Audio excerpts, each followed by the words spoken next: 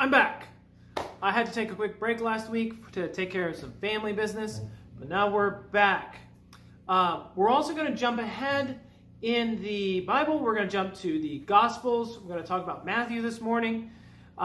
We will come back to Isaiah, which would be the next book of the Old Testament if we had gone after Songs of Solomon. But I want to focus for a few weeks on the four Gospels and the book of Acts. Each Gospel tells the story of Jesus from a slightly different angle and with slightly different emphases. Matthew focuses on a message for Jewish believers, people who grew up in the Jewish faith, and they want to be followers of Jesus, and Matthew communicates the Jesus story to them. Mark is a fast-paced, quick telling of the Jesus story that seems to be geared more towards Gentiles rather than a Jewish audience. Luke seems to focus on the inclusive nature of the good news of Jesus and how it reaches everybody and brings in all kinds of different people.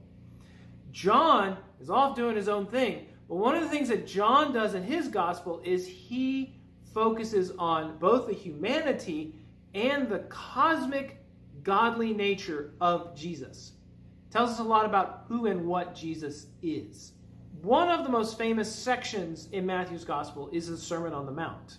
We're not going to talk about the Sermon on the Mount this morning because I did a whole series on it last year, and I'm going to leave a link at the end of the video to that playlist, and you can watch that when you want to. But this morning, I want to look at another famous section in Matthew's Gospel, and another famous section of teaching that Jesus has for us. Listen to this. Matthew chapter 22, starting in 24. Hearing that Jesus had silenced the Sadducees, the Pharisees got together. One of them, an expert in the law, tested Jesus with this question: Teacher, which is the greatest commandment in the law? Jesus replied, Love the Lord your God with all your heart and all your soul and all your mind. This is the first and greatest commandment. And the second is like it. Love your neighbor as yourself.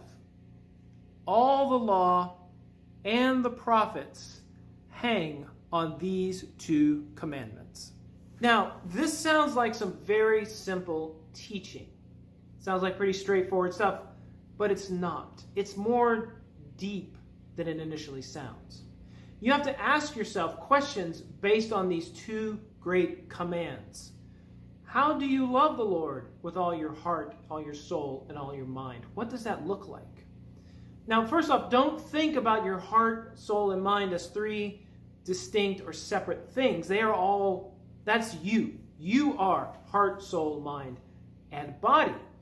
You are those things. They're not individual parts of you that you got to love God with. You love God with all of your created being. Everything that you are is to love God.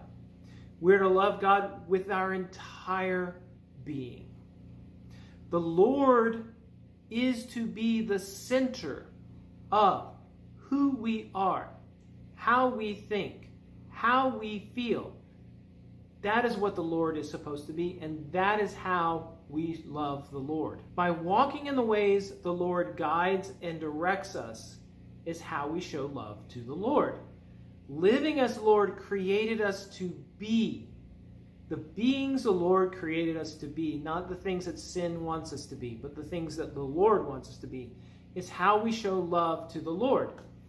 Being disciples of Jesus and following where our teacher, where Jesus leads, is how we show love to the Lord. The second difficult part is doing love, loving other people. God is easy to love because God's out there doing God stuff. But people are around us all the time, and they're difficult sometimes to love. But how do we love our neighbors as we love ourselves? How do we do that? Once again, this is not just a feeling love. This is an action love.